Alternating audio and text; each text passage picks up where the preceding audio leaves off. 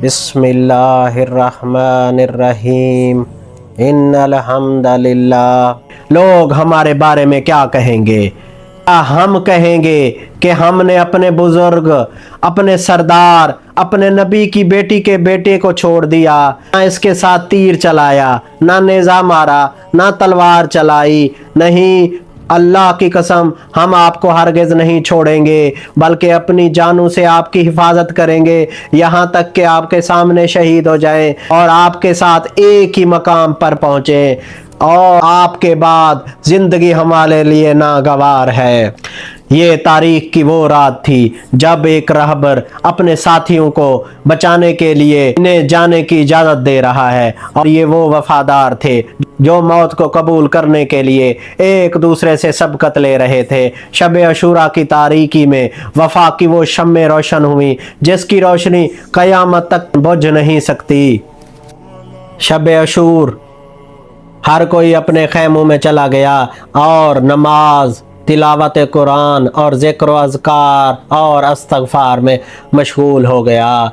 किसी खैमे से कुरान की तिलावत की आवाज़ आ रही थी, कहीं से इस्तिग़फ़ार की आवाज़ आ रही थी, कहीं से अज़कार की आवाज़ आ रही थी। हबीब इब्न मज़ाहिर एक कोने में बैठे अपनी पुरानी तलवार को साफ कर रहे थे और आंसू बहाते हुए सूरत कहफ तिलावत कर रहे थे। ज़ुहैर बिन कैस सजदे में गिड़गिड़ा रहे हैं, इलाही इस बंदे को कबूल फरमा ले जो तेरे नबी के बेटे की खातिर अपना सर कुर्बान करने आ रहा है। नमाज फजर के बाद अशूरा के दिन इमाम हुसैन ने कई खुतबात अरशाद फरमाए। तारीख़ी एतबार से मारूफ खुतबा बिस्मिल्लाहिर्रहमानिर्रहीम। नमाज फजर के बाद सफ़ बंदी शुरू हो गई। एहतमाम हुज्जत के तौर पे इमाम हुसैन ऊँटनी पे सवार हुए और लश्कर यजीज़ के पास आए, खुतबा दिया। बिस्मिल्लाहिर्रहमानिर्रहीम। तमाम तारीफ़ें अल्लाह के लिए हैं। हम हर खुशी और हर मुसीबत में उसी की हम्द करते हैं। ऐ अल्लाह, हम तेरा शुक्र अदा करते हैं कि तूने हमें नबूवत के घराने से वाबस्ता किया, हमें दीन की समझ अता की, हमें कुरान का इल्म दिया और हमें सुनने, देखने और समझने की नेमत अता फरमाई, हमें अपने शुक्र गुजार बंदों में शामिल फरमाया। फिर इमाम हुसैन लोगों की तरफ मुतवज्जे हुए और फरमाया, ऐ लोगों, मेरी बात गौर से सुनो, जल्दी ना करो। मैं तुम्हें वो नसीहत करना चाहता हूँ जो तुम पर मेरा हक है, और अपने यहाँ आने की वजह भी बयान करना चाहता हूँ।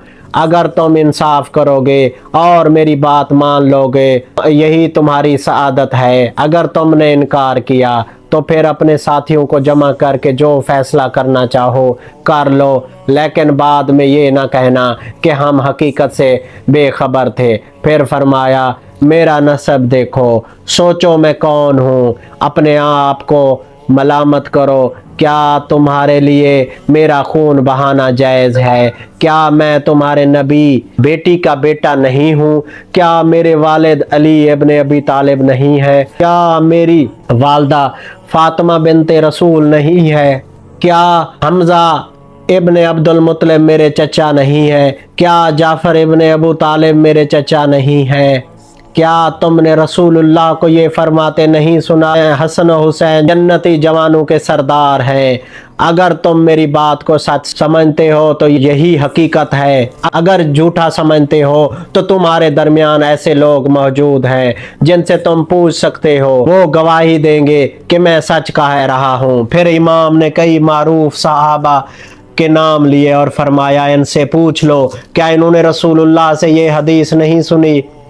इसके बाद लश्कर खामोश रहा। तब इमाम ने फरमाया, अगर तुम मुझे नापसंद करते हो, मेरे साथ रहना नहीं चाहते तो मुझे छोड़ दो, मुझे किसी और सरजमीन की तरफ जाने दो, तो मुझे छोड़ दो, मैं किसी और सरजमीन की तरफ चला जाता हूँ। मगर जवाब में बैयत यजीज़ का मुतालबा दोहराया गया।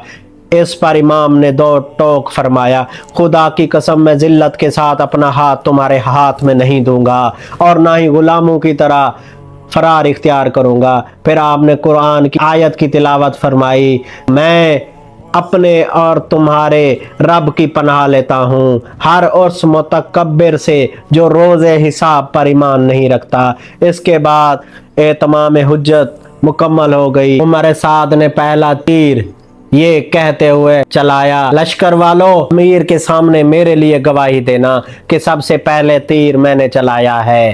तीरों की बारिश होने लगी। तो इमाम हुसैन ने अपने साथियों से फरमाया, अल्लाह तुम पर रहम करे, उठो और इस मौत का इस्तकबाल करो जिससे बचना मुमकिन नहीं, क्योंकि ये तीर दुश्मन की तरफ से तुम्हारे लिए पैगाम है।